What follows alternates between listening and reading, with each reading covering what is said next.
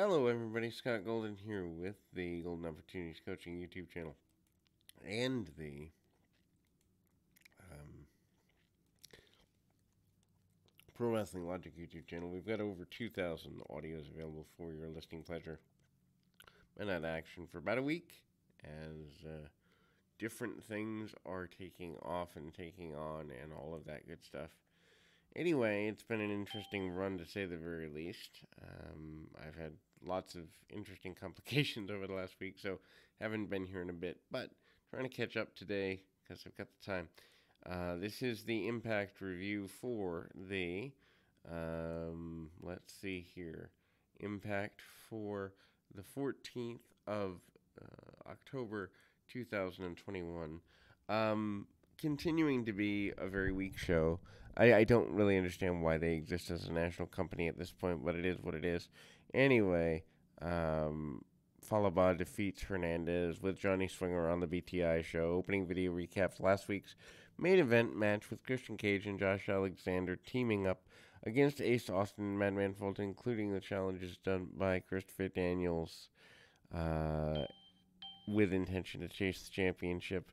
El Fantasma with the Bullet Club defeats Willie Mack and Rohit Raju in an X Division championship qualifier. I'm not a fan of these three-way matches just for the sake of three-way matches. Although Plantasmo is a decent talent, he advances to Bound for Glory, Two-Face, Trey Miguel, and Steve McLean in a three-way for the vacant X Division championship.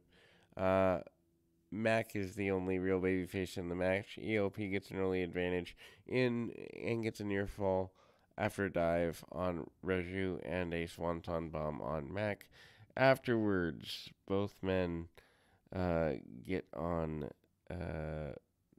with a bunch of stomps, and ELP Raju follows up with a foot stomp on Mac for a near fall. Mac then put both opponents down and hits a couple of running clotheslines on a double Samoan drop and moonsault, but couldn't get a 3 count on either after taking too much to capitalize on Mac and countered on Raju and superplex attempt and then frog splash, but ELP cuts him off and then throws Mac over.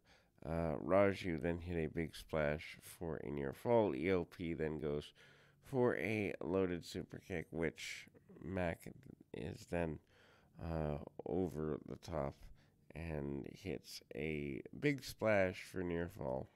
ELP then goes for that super kick, and Mac blocks it and follows up with a stunner. Goes for the pin. Chris Bay and Hikudu distract the referee, and Mac takes over and hits a dive. Back in the ring, Raju attempts to steal the win, but ELP recovers, hits a low punch on Raju, and a super kick, and super kick Mac, and hit the control on Raju for the win. It'll be Phantasmo, McLean, and Trey Miguel at Bound for Glory. I'm not a fan of this. I think it's a backward step for the division as a whole. GM Miller interviews Ace Austin and Fulton about entering the Casher Shot Gauntlet. Austin said he wasn't done with Cage, but since Alexander had jumped in front of him, he decided to enter the gauntlet to secure himself a win. He said that he and Fulton will be the final two at the Bound for Glory. He can come in at number 20. Fulton gets to destroy 18 other people one by one. Savannah Evans with Tasha Steelz defeats Lady Frost. Evans is coming in with a big victory. Knockouts Knockdown, where she defeats Alicia Edwards, Kimberly, and Jordana Grace in her first ever Monsters Ball. Frost, however, lost first round knockouts against Rachel Ellering. The match is close to a squash. Evans dominates Frost from the start with her power, and Frost did get some offense with some short flurries, but Evans keeps cutting her off. Towards the end, she does manage to hurt Evans with a couple of attacks and midsection, and then goes for the legs. Evans catches her with a clothesline, hits her full Nelson slam for the win. Post-match, Deanna Purrazzo comes out with Matthew Reinwald. Purrazzo calls out and tries to recruit Savannah Evans. Mickie James challenges her to a pick your poison match. Evans then agrees. It'll be Mickie James versus Savannah Evans, the go-home show for Bound for Glory. I'm not a fan of this by any stretch of the imagination. I will, however, say that there's value there. Steve McLean cuts a promo about her background and how she's not a ribbon chaser, but a fighter, and only wants title. So she gets more challenges coming, and then takes them out. Miller interviews Gail Kim about success of Knockouts Knockdown. Kim talks about Daphne's tribute and signing of Marsha Slimbich. Mercedes Martinez winning the tournament, and the news of the Inspiration joining Impact. Havoc and Rosemary approach Kim about how good their ideas of bringing in Inspiration is and sacrificing them to Decay. Suddenly, Kim gets a letter from the Inspiration where they put themselves over and confirmed Inspiration are coming to be dominant by any stretch. Rich Swann with Willie Mack defeats VSK with Brian Myers and Learning Tree. Swann and Mack have crossed paths in Myers and the Learning Tree for the past couple of months. VSK, who honestly is just a squash, gets control early but doesn't rely on Trick. VSK gets a couple of early pins and focuses on working the head and neck of Swann. Swann punches his way out and takes down VSK with a series of kicks. Swann hits a second rope Phoenix Splash for the win. Really short match, but VSK has had enough offense to rely and call a squash, even though it takes about 3 or 4 moves for Swann to win. Johnny Swinger and Johnny Bravo pack up a few things and leave Swinger's Palace. Hernandez then left, and Swinger turns down Swinger's number one fan and treats her like an idiot, basically. Swingzilla 2 finally tells her name is Riley, asks Sabin out, but Sabin has one love and it's wrestling. Segment ends with a video of memories of Swinger's Palace. Anyway, Heath and Scott D'Amore have a meeting finalizing the contract negotiations and start. Nearly a year ago, Heath asked to book himself and Rhino against Violent Red Design, but understandably, D'Amore didn't know if he could even convince Rhino to take the match. Heath promises that he'll talk to Rhino, and if he can't convince him, he'll take on BBD by himself at Bound for Glory. This is just such a stretch. Anyway, Chris Sabin with Finjuice defeats Chris Bay with the Bullet Club.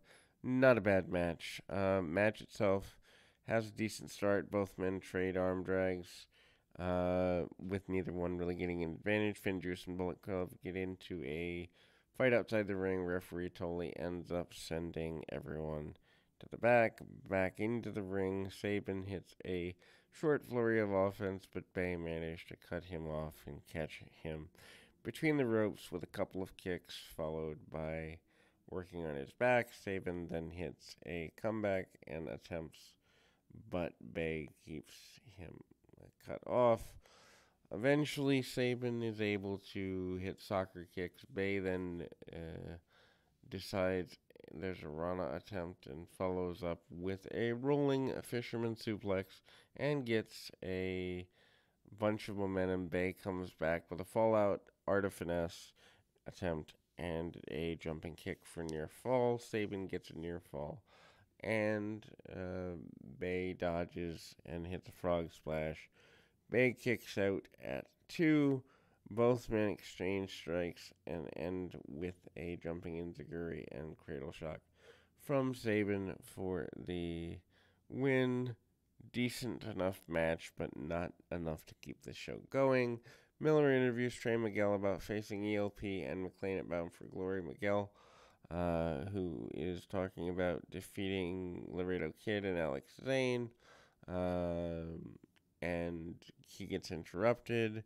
Miguel won because Zane had done all the work to take down Kid. Miguel challenges Zane to a match to make sure that there's no doubt.